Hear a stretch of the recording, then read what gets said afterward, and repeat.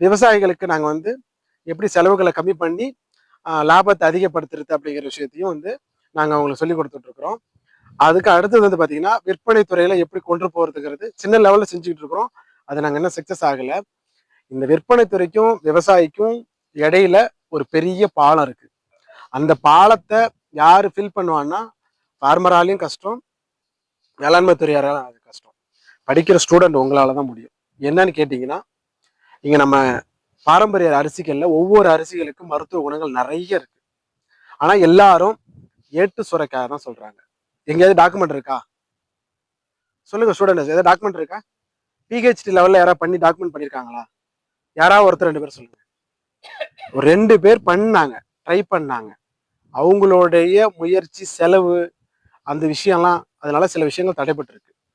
So அந்த இடத்த நீங்க எல்லாரும் ஸ்டூடெண்டா இருக்கிற நீங்க ஃபில் பண்ணணும்னு நான் நினைக்கிறேன்.